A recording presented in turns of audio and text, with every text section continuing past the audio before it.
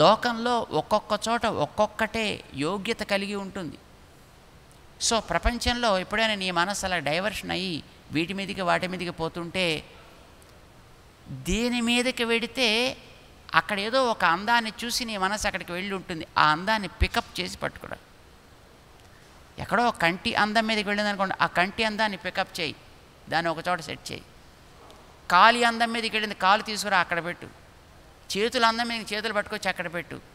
ఇవన్నీ కలిపి ఒక రూపాన్ని తయారు చేస్తే, ఇది మా శ్రీకృష్ణుడి సౌందర్యం అనే సాగరంలో ఒక చిన్న డ్రాప్లెట్. ఇక మా కన్నయ్య సౌందర్యం ఎంతటిదో అని అనుకో. ఇప్పుడు ఈ అందాన్ని చూడడం కూడా తప్పు కాదండి, దాన్ని కూడా యూ కెన్ ఎంజాయ్ ఇట్.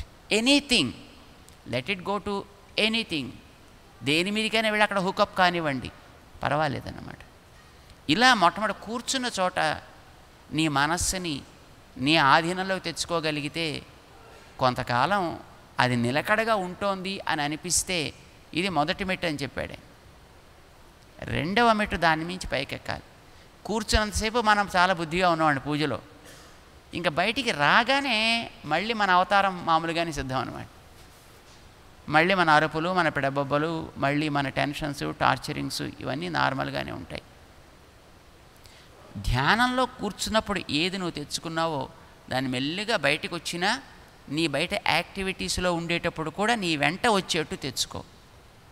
అది కొంత సాధన. బయట ఉండేవన్నీ వాడివి, లోపల ఉండేవన్నీ కూడా వాడివే. బయట ఏది చేసినా యోమాం పశ్యతి సర్వత్ర సర్వంచ మయి పశ్యతి తస్యాహం న ప్రణశ్యామి సచమే న ప్రణశ్యతి. అన్నిటిలో నేనున్నా, నాలో అన్నీ ఉన్నాయి. ఇప్పుడు నువ్వు దేన్నైనా చూడు, అందులో నేనున్నానని వెనకాతలు గుర్తుపెట్టుకో. నాలో అన్నిటినీ చూడడం అలవాటు చేయి. మొట్టమొదటి బయట అన్నిట్లో నన్ను చూడడం అలవాటు చేసుకుంటే, దాన్ని మెల్లిగా నాకు ఇంటర్ప్రిట్ చేయడానికి అవకాశం ఏర్పడుతుందా. ఒక స్టెప్ బై స్టెప్ సాధనని ఆయన చెప్పాడండి, మనకి ఏకాగ్రత కలగడం కోసమని. పూజలో కూర్చున్నప్పుడే కాదు, బయటకు వచ్చి మన బిజినెస్లోనో లేకపోతే మన ఇతరమైనటువంటి యాక్టివిటీస్లోనో ఉన్న ఆ యాక్టివిటీని కూడా ఎట్లా మనం శాంక్టిఫై చేసుకోవాలి, ఆ యాక్టివిటీని కూడా ఎట్లా మనం మన మానసమైనటువంటి శక్తిని పెంచుకోవడానికి, ఏకాగ్రత పెంచుకోవడానికి వాడుకోవాలో ఓ అద్భుతమైనటువంటి సాధనని భగవంతుడు అక్కడ 6వ అధ్యాయంలో చివరికి వస్తూ మన కోసం వివరించాడు. మనస్సు కష్టమయ్యా నిగ్రహించడం అని అర్జునుడు అడిగినటువంటి సందర్భంలో, మనకి ఈ ప్రపంచంలో ఏదో ఒక వ్యాపారం, ఏదో ఒక ఉద్యోగం ఏర్పడినివ్వండి. ఏది ఏర్పడ్డా మంచిదేనండి. కానీ అప్పుడప్పుడు లోకంలో కొంతమంది మన ఇష్టపడరు. ఎందుకు ఇష్టపడరంటే, ఏదో మనం సెల్ఫిష్ అయిపోయామనో, లేకపోతే ఈగోటిస్టిక్ పర్సనాలిటీ వచ్చేసిందనో, ఏదో ఇలాంటి భావనలతోటి కొందరు మనని దూరంగా ఉంచడమో, మనకి దూరంగా జరగడమో ఏదో అయిపోతూ ఉంటుంది. కానీ ఎవరికి అలా ఉండాలని అనిపించదండి. ఎవరికైనా ఎంత ఎక్కువ మంది కీర్తిస్తే, ఎంత ఎక్కువ మందితోటి తాను పరిచితుడైతే, ఎంత ఎక్కువ మందిలో తాను ఒకడుగా నిలబడగలిగితే మనిషికి అంత ఆనందం. అంటే మనిషి సామాజిక జీవి కదా. మనం ఎక్కడో ఒంటరిగా బతికే బతుకులు కావండి మనకి. ఇతర అయినటువంటి దేశీయుల్లాగా మన వాళ్ళది అందరితో కలిసి ఉండేటటువంటి ఒక సమాజం. మనుషులం యాక్చువల్గా అలాంటి దానికోసం పుట్టిన వాళ్ళం. మరి ఇప్పుడు ఏం చేయాలి? అందరితో కలిసి ఉండేటప్పుడు అందరినీ మనలో ఇన్కార్పొరేట్ చేసుకోగలగాలి, మనం అందరిలోనూ కలవగలగాలి. ఎంత ఎక్కువ మందికి మనం తెలిస్తే, ఎంత ఎక్కువ మంది మనని కీర్తిస్తే ఆనందం అదే కదండి. నిజానికి మనిషికి తపన అదే కదండి. ఇప్పుడు నిన్న వచ్చినప్పుడు, ప్రారంభానికి వచ్చినప్పుడు అక్కడక్కడ టీవీస్ పెట్టారండి. స్క్రీన్స్లో మనకి కొన్ని ఫోటోలు వస్తూ పెడుతూ కనిపిస్తున్నాయి. ఎందుకు చెప్పండి ఆ ఫోటోలు? వాటికి దాంట్లో నేను, నా పిల్లలు, నా కుటుంబం కనిపించింది. ఏదో $25,000 పోయాయి, కానీ అట్లీస్ట్ ఇంతమందికి మన పేరు కనిపించింది, ఇంతమందికి మన ఫోటో తెలిసిందంటే ఆనందం. The more you are known, the more you feel happy. The more people love you, the more you are happy. మనిషి డ్రెస్ చేసుకోవడం ఎందుకు చేసుకుంటాడు చెప్పండి? డ్రెస్ చేసుకోవడం మనిషి ఎందుకోసం చేసుకుంటాడు చెప్పండి? నలుగురు ఈ డ్రెస్లో నేనుంటే బాగుందా అని అనుకుంటే ఆనందం. ఇప్పుడు మనిషి డ్రెస్ కొనుక్కునేటప్పుడు నాకు ఈ రంగు ఇష్టం అండి, నాకు ఇలా కట్టుకోవడం ఇష్టం అండి, ఒత్తిదేనండి. అది భావన లోపల అది కాదు. ఇలా నేనుంటే ఎదటివాడి కంట్లో ఎలా కనిపిస్తా, ఎదటివాడి భావంలో నేను ఎలా ఉంటానది ఊహించి దాని తగ్గట్టుగా తను డ్రెస్ సెలెక్ట్ చేసుకుంటాడు. డ్రెస్ కాదు, ఏదైనా అంతే. మనిషి యొక్క బ్రతుకు సమాజం కోసం. సమాజం కోసం నువ్వు నిజంగా బ్రతకగలిగితే అప్పుడు సమాజాన్ని నిజంగానే ప్రేమిస్తుంది. లేకపోతే మనం సమాజం కోసం అని అనుకుంటున్నా సమాజం మనల్ని వేలు పెట్టి చూపించే ప్రయత్నం చేస్తుంది. సమాజం కోసం ఎందుకంటున్నానంటే మేము కొంతమందిని చూసామండి, వాళ్ళు చాలా ఖరీదు పెట్టి ఒక కొత్త డ్రెస్ కుట్టించుకుంటారు, చాలా డబ్బులు ఖర్చు పెట్టి, చాలా రోజులు శ్రమపడి ఆ డ్రెస్సు వేసుకొని ఇలాంటి నాట్స్ జరిగే దగ్గరికి వచ్చారనుకోండి, డ్రెస్సు వేసుకున్నాక ఇక్కడ రాబుద్ధి అవుతుందండి, ఇంట్లో కూర్చోబుద్ధి అవుతుందండి. కానీ ఇంట్లో కూర్చుంటే ఏదో నార్మల్ డ్రెస్లో ఉంటాయండి. ఇక్కడ పడుకునేటప్పుడు డ్రెస్ వేసుకుంటారు చూడండి, అది రెగ్యులర్ డ్రెస్. అది మిగతా వేసుకునే డ్రెస్సులన్నీ పబ్లిక్ కోసం వేసుకునే డ్రెస్సులండి. ఇప్పుడు ఆ డ్రెస్ వేసుకొని ఇంట్లో కూర్చోబుద్ధి అవుతుందండి. ఒక్కసారి అట్లా వచ్చి అది కూడా వచ్చి ఇక్కడెక్కడో ఏదో లైట్ లేని కార్నర్లోకి వెళ్ళి కూర్చుని ఆ స్టేజ్ మీద ఏం జరుగుతుందో చూద్దాం అనిపించదండి. ఎక్కడ పబ్లిక్ ఐ క్యాచీ ఉంటుందో అక్కడికి వెళ్ళి కూర్చుందాం అనిపిస్తుంది.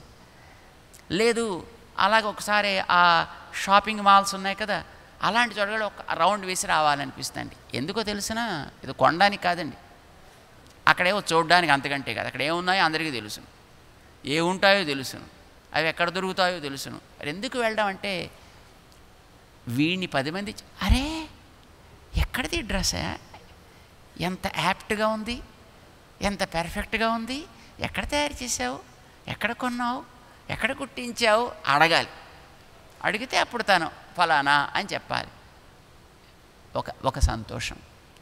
ఇంత డ్రెస్ వేసుకొచ్చి అంత తిరిగినా ఎవ్వడూ చూడలేదు, పలకరించలేదనుకోండి, ఇంటికి వెళ్ళి ఆ డ్రెస్ తీసి మూల కొట్టి కూర్చుని అబ్బం కుళ్ళి ఏడుస్తాడు.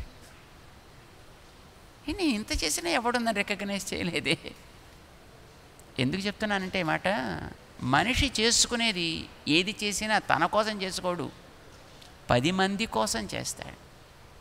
This is man. మనిషికి జంతువుకి ఉండే కట్ ఆఫ్ లైన్ అదేనండి.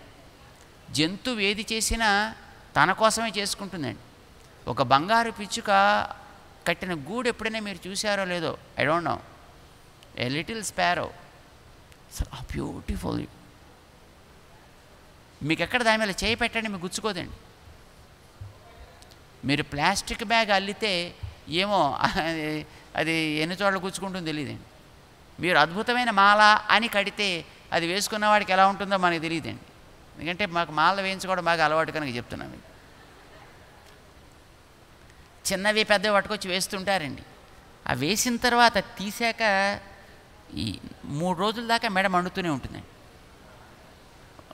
అవి దాంట్లో ఉండే ఆ కాడలు అవి ఈ మెడంతా గుచ్చుకుపోయి, అందులో ఒక్కొక్కసారి ప్రేమ ఎక్కువైన వాళ్ళు ఇంతింతలో మాలలు పట్టుకొచ్చి వేస్తుంటారు. అప్పుడు మెడంతా వంగిపోయి నెప్పెట్టి ఆ గుచ్చుకున్నది లోపల దాకా పోయి అది ఓ 2 రోజులు అయ్యేదాకా మా మంట పోదండి, ఆ నొప్పి పోదు. వాళ్ళు ప్రేమతోటి వేశారు, దట్స్ ఓకే. ఇప్పుడు అది ఏమవుతుందో ఎవరికి కావాలండి. సో మనం చేసేటటువంటివి ఎదటివాడికి ఆనందం ఇస్తుందో ఎదటివాడి దుఃఖాన్ని ఇస్తుందో మనకి తెలియదు. బట్ మన పర్పస్ ఎంత అద్భుతంగా చేసామా అని అనుకున్నా ఎదటివాడి కోసం చేస్తాం, వేయించుకున్నా ఎదటివాడి కోసం, తయారు చేసినా ఎదటివాడి కోసం, ధరించినా ఎదటివాడి కోసం. బట్ బర్డ్ అంత అద్భుతంగా తయారు చేసినటువంటి ఆ గూడు ఎవడో చూస్తాడని ఎప్పుడు తయారు చేయదండి. It makes it for its own sake. It knows how to make it like that, and whatever it makes becomes like that. అది తమాషా అండి. అది ఏం చేస్తే అది అంత అందంగా తయారవుతుందండి. అది తన కోసం చేసుకుంటుంది. మరి మన ఇల్లు కట్టుకుంటే మన కోసం కట్టుకుంటామండి.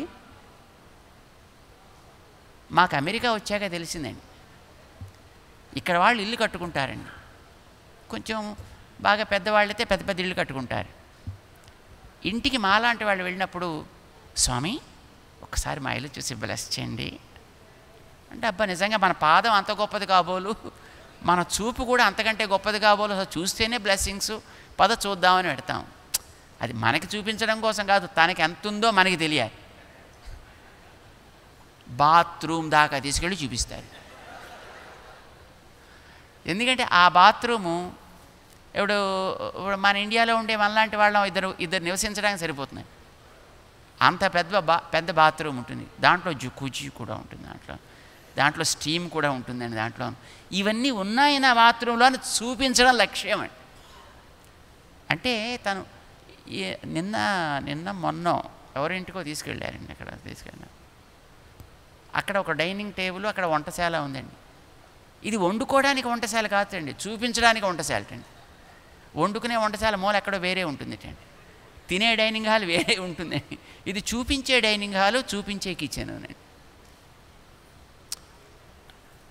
My point is, what ever the human being does, it's not for his sake, it is to respect, to command respect from his fellow beings. తన చుట్టూ ఉండే సమాజంలో తను కూడా ఒకడు అనేది అనిపించుకోవాలనే కోరికతోటి మనిషి బ్రతుకుతాడు. అట్లా జంతువులు తమ కోసం బతుకుతాయి, మనిషి సమాజం కోసం బతుకుతాడు. మనిషికి జంతువుకి అది కట్ ఆఫ్ లైన్ అండి. That's good.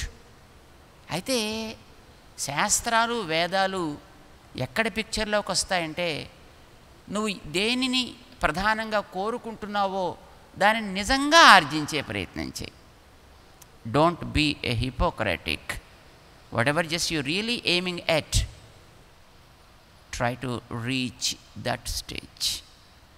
నువ్వు 10 మంది గుర్తింపు పొందాలనుకుంటున్నావు కదా, 10 మంది నీ పేరు చెప్పుకోవాలనుకుంటున్నావు కదా, దానికి తగినట్టుగా నీ స్వార్థాన్ని పెంచుకో. వెరీ సింపుల్ అండి. స్వార్థాన్ని పెంచుకోవాలా తెంచుకోవాలా? మీరేమంటారు?